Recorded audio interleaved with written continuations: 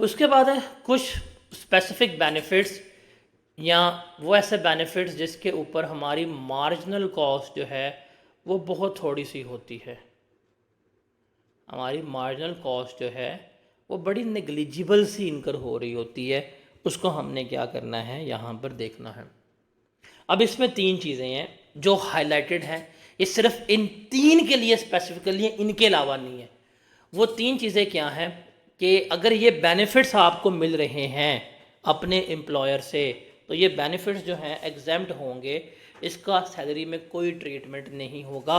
ये पर्टिकुलरली सिर्फ इन तीन की बात हो रही है, इन तीन के अलावा कोई चौथा नहीं होगा। इन तीन के अलावा कोई चौथे की बात हम नहीं कर रहे।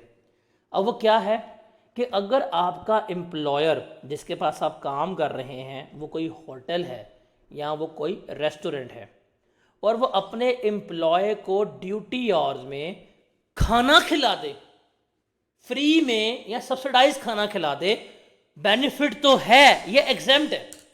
आप काम कर रहे हैं एक बिरयानी की शॉप पे, उसने पूरी देग बना के बेचनी है। अगर उसने अपने एम्प्लॉय को एक प्लेट या एक डब्बा बिरयानी खिला दी है तो उस एक डब्बे के ऊपर उसकी क्या एक्स्ट्रा कॉस्ट बहुत ज़्यादा आई होगी?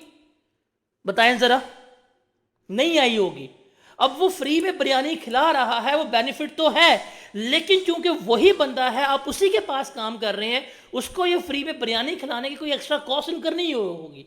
तो इसलिए ये बेनिफिट है और ये क्या होगा, आपका एग्जाम्प्ट होगा। लेकिन अगर आप काम कर रहे हैं एक कंपनी में जहां पे बनते हैं ट्रैक्टर, और ट्रैक्टर वाली कंपनी है, वो आपको अगर फ्री में बिरयानी खिला देगी, that will be a benefit, that will be a part of salary. क्यों? उसको उस बिरयानी के ऊपर कॉस्ट इनकर करनी पड़ेगी। तो अगर आपका एम्प्लॉयर होटल है या आपका एम्प्लॉयर रेस्टोरेंट है, आप वहां पे काम कर रहे हैं और ड्यूरिंग ड्यूटी और अगर आपको फ्री में खाना खिला दिया जाए तो वो एग्जेम्प्ट होता है, वो बेनिफिट तो है बट वो सैलरी में ऐड नहीं होगा। उसके बाद है कि अगर आप किसी एजुकेशनल इंस्टीट्यूट में काम कर रहे हैं, किसमें? किसी एजुकेशनल इंस्टीट्यूट में। आपका एम्प्लॉयर कौन है? Educational institute. और वो आपके बच्चों को फ्री में पढ़ा देता है या सब्सिडाइज्ड फी में पढ़ा देता है, बेनिफिट तो है बट उसके लिए कोई कॉस्ट इनकर नहीं हुई। एक क्लास में 50 बच्चे बैठे हुए हैं और टीचर का बच्चा आके बैठ जाए 51th, तो उस 51th बच्चे के ऊपर कोई एक्स्ट्रा कॉस्ट क्या उस स्कूल की इनकर हुई है उस एक बच्चे के ऊपर? अगर वो ना भी हो तब भी सैलरी उसने इतनी पे करनी है, तब भी एसी का बिल इतना ही आना है, तब भी सारे खर्चे उतने ही होने हैं। अगर वो हो भी जाए तो उस एक बच्चे के ऊपर क्या एक्स्ट्रा कॉस्ट बहुत ज्यादा इनकर हुई होगी? बताएं जरा। नहीं हुई होगी। ये भी बेनिफिट है बट ये एग्जाम्प्ट है। लेकिन आप काम कर रहे हैं एक कंपनी पे जहां पे बनते हैं फर्टिलाइजर्स और वो आपके बच्चे को फ्री में पढ़ा देते हैं, दिस इज द बेनिफिट, ये सैलरी में ऐड होगा। तो यहां पे एम्प्लॉयर बड़ा इंपॉर्टेंट है कि आपका एम्प्लॉयर कौन है। अगर आपका एम्प्लॉयर जो है वो एजुकेशनल इंस्टीट्यूट है तो वो अगर आपके बच्चे को फ्री में पढ़ा भी दे तो ये क्या होगा, एग्जाम्प्ट होगा। और अगर आप काम कर रहे हैं किसी हॉस्पिटल में या किसी क्लिनिक पे और आप बीमार हो जाते हैं, डॉक्टर के पास जाते हैं, वो मुंह में डालता थर्मामीटर चेक करता है, दवाई लिख देता है, या आपका कट लग गया उसे सी दिया, तो आपका इलाज करने पे उस डॉक्टर के ऊपर कोई एक्स्ट्रा कॉस्ट नहीं आई। उसने रोज के 100 मरीज देख रहे हैं, अगर 101 में आपको देख, उससे कोई खर्चा नहीं पड़ना। तो ये भी बेनिफिट है बट ये भी क्या होगा, एग्जाम्प्ट होगा। रिमेंबर, ये वो तीन बेनिफिट्स हैं जो दिखने में तो बेनिफिट्स हैं बट ये क्या है, एग्जेम्प्ट है, इनका कोई ट्रीटमेंट नहीं लिया जाएगा। कंडीशन क्या है कि ये आपके एम्प्लॉयर है, आपका एम्प्लॉयर रेस्टोरेंट है, आपका एम्प्लॉयर एजुकेशन इंस्टीट्यूट है, आपका एम्प्लॉयर हॉस्पिटल है, फिर ये बेनिफिट्स जो हैं वो क्या होंगे, एग्जाम्प्ट होंगे। या कुछ सर्टन ऐसे बेनिफिट्स हैं जो बोर्ड नोटिफाई की, जैसे आपको दफ्तरी औकात में अगर चाय पिला दी जाती है, चाय पिलाना is a benefit but that benefit is exempt, that is not a part of your salary. Is that clear? ये पेपर में आया भी हुआ है, ऑटम 2000 स्प्रिंग 2023 की अटेम्प्ट में सवाल है, मिस्टर चेंग वाला, उसमें उसने ये पूछा हुआ है। तो रिमेंबर, ये आए पेपर में आएगा, इसको याद करना बड़ा आसान है। पहले आप उसमें खाना खाएंगे, फिर आप बीमार पड़ जाएंगे, फिर आपका फ्री में इलाज करवाया जाएगा, फिर आपको फ्री में तालीम दी जाएगी कि एंड पे लाइनों में लग के फ्री की बिरयानियाँ, लाइनों में लग के फ्री के पिज़्ज़े और नान आप लोगों ने नहीं खाने। Is that clear? Mister Wasim is teaching in SBI college, his basic salary is 40,000 per month, DNS allowance is 2,000 per month, house rent allowance is 6,000 per month, his child is also getting education in the same school college charge a concessional fee of 40,000 per annum against the market charge of 65,000। अब ये benefit तो है but that benefit is exempt, this will not be a part of his salary income. Got it? उसके बाद है leave encashment. देखें, leave encashment total taxable है, अगर सरकारी मुलाजमीन की है तो एग्जेम्प्ट है। वर्कर प्रॉफिट पार्टिसिपेशन फंड जो है वो हमारा हमेशा एग्जेम्प्ट होता है। उसके बाद फॉरेन सोर्स सैलरी है रेजिडेंट इंडिविजुअल्स की, ये हम लोग पढ़ के आ चुके हुए हैं।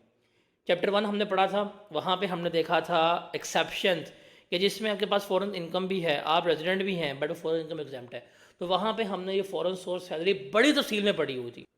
उसके बाद एक सवाल छोटा सा बुक में लिखा हुआ है, कहता है जी, being a tax consultant you are required to explain the tax implication taxable income under the appropriate head in respect of each of the following independent situations। कि ये कुछ independent situations हैं, आपने इसमें बताना है कि क्या होना चाहिए क्या नहीं होना चाहिए। कहता है जी, as a part of remuneration package a company provides for reimbursement of telephone cost on actual basis to employees, कि भाई जितना तुम खर्चा करोगे फ़ोन का हम तुम्हें वापस कर देंगे। अगर ये पर्सनल बेनिफिट के लिए है मोबाइल फ़ोन का खर्चा, that will be a part of salary. अगर ये ऑफिशियल ड्यूटीज़ के लिए था तो ये सैलरी का पार्ट नहीं बनेगा। फिर actual expenditure incurred by an employ in relation to travelling and daily allowances less than the amount allowances receive by employer. हम ये क्लियरली पढ़ के आ चुके हुए हैं कि अलाउंसेज में से कभी भी एक्सपेंसेस लेस नहीं होते, या तो अलाउंस टोटली टैक्सेबल है या अलाउंस क्या है, टोटली एग्जेम्प्ट है। अगर ये उसको अलाउंस मिला है ऑफिशियल ड्यूटीज़ के लिए TADA, अगर ये वन ऑफ टाइप है एग्जेम्प्ट है, अगर ये इन फिक्स परसेंटेज मिल रहा है तो ये क्या होगा, टैक्सेबल हो जाएगा। उसके बाद है जी mister Hamid, a citizen of Pakistan was working with Z Private Limited for the last 15 years when he opted for early retirement on 31 October 2023. He was due rupees 5 million as a gratuity under the gratuity scheme of Z Private Limited. The scheme was not approved by the FBR. Due to cash constraint, the gratuity though due to Hamid Limited was not paid to Hamid, उसको नहीं पे की गई। 30 April को at the request of G private limited, K private limited and associated company of G private limited transferred the equal amount of rupees 5 million in US dollars into Hamid's US dollar account in UAE in lieu of gratuity from Z Private Limited। हमने ये भी पढ़ा है अभी कि अगर आपको कोई अनअप्रूव ग्रेचुटी मिलती है और वो पाकिस्तान से बाहर मिल जाए ना तो that will be totally taxable. ये सारे के सारी क्या होगी, उसकी इनकम का पार्ट बन जाएगी।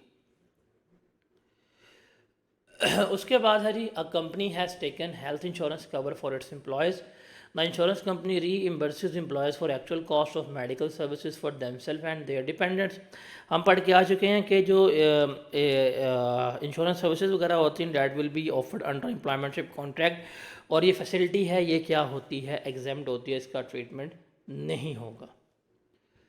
उसके बाद point number 5, ABC limited has provided a scholarship to one of its employees for higher studies abroad. तो एजुकेशनल बेनिफिट है, टैक्सेबल है, सैलरी का ऐड बन जाए, सैलरी का पार्ट बनेगा। Point number 6, mister A has lease the car. Mister A ने गाड़ी जो है लीज़ पे ली है, इसके वो खुद लीज़ रेंटल पे कर रहा है अपनी जेब से। He uses the car for business purpose, और वही कार बिजनेस में इस्तेमाल, अपनी गाड़ी बिजनेस में लगा रहा है। What will be the treatment of lease rental paid and expenditure incurred in the vehicle running and maintenance? बताएं जी क्या ट्रीटमेंट होगा इसका। तो जो रेंटल्स पे हो रहे हैं ये खुद पे कर रहे हैं ना, ये तो इसको एम्प्लॉय नहीं दिए हुए, तो ये क्या हो जाएंगे, एग्जेम्प्ट हो जाएंगे, इसका कोई ट्रीटमेंट हम नहीं लेंगे। उसके बाद है, a partner in a firm is entitled to a fix remuneration each month. उसको एक फिक्स रेम्यूनरेशन मिल रही है। Would this constitute salary income? हाँ जी, हम पढ़ के आ गए हैं, अगर आपको कोई रेम्यूनरेशन वगैरह मिल रही होती है that will be a part of salary. Point number 8 और पॉइंट नंबर 9 काट दे, जो इसको बुक में भी क्रॉस कर दीजिएगा, ये आपने नहीं करने। पॉइंट नंबर 10 जो है, mister Sarmad has purchase a generator amounting to ₹1 million. उसने जनरेटर लिया है 10 लाख का from an interest free loan taken from employer, और उसने वो लोन अपने एम्प्लॉयर से लिया था, और उसने जनरेटर ये 2.5 लाख रुपये रेंट पे दे दिया, और एक्सपेंस कितना हुआ है 25,000 रुपये ट्रांसपोर्ट वगैरह पे, ठीक है। अब इसने लोन लिया था 1 मिलियन का, हम पढ़ के आ चुके हैं 1 मिलियन तक का लोन तो एग्जाम्प्ट होता है। अगर ये लोन एग्जाम्प्ट है, इसका मतलब सैलरी में तो कोई रकम किसी किस्म की ऐड नहीं होगी। अब इसने जनरेटर दिया है किराए के ऊपर, ये कितना है 2.5 लाख रुपए का है, इसका ख़र्चा आया है 25,000 वो लेस करेंगे, 2,25,000 जो है that will be a part of his income, उसकी इनकम फ्रॉम अदर सोर्स में ये हम क्या कर देंगे, ऐड कर देंगे, ठीक है। Got it.